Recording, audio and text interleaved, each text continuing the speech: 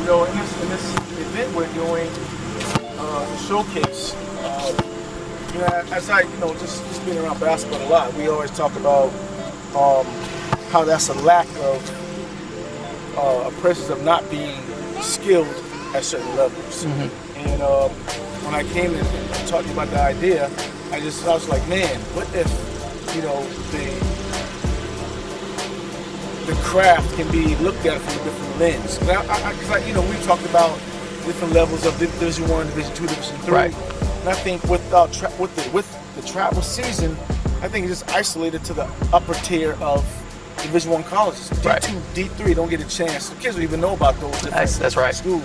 So talk about, you know, the importance of the showcase in July and why it'll be effective and why you know, agreed to be a part of it. Well, I mean, you asked me early on, did I think skill development, you know, could be something that we measure a prospective student athlete by. And I mean, not only do I think it could be, I really think it should be.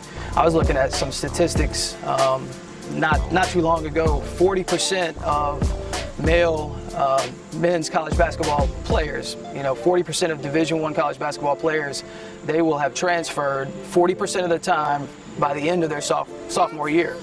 So I think taking a look at skill development, we'll have a much more dense assessment of a prospective student athlete.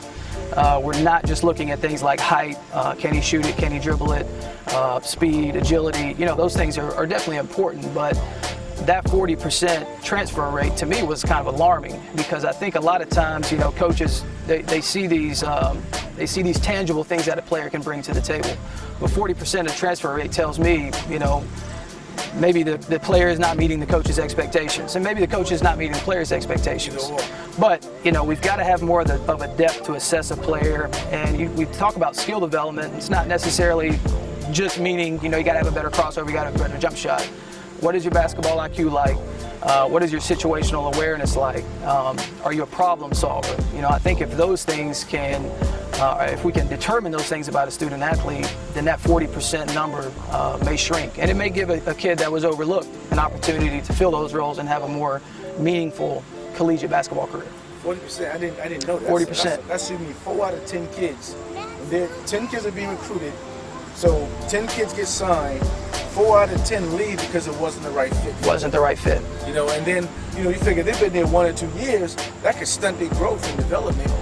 Well, how many kids do you know that maybe they've won Division I and then they got to step back and go to a junior college, or they got to step back and they got to go Division II? Just to keep the eligibility. Yeah, I mean, and it trickles down. You know, even on the university level, you got a university, College of Charleston, for example, that gives a kid an athletic scholarship from out of state.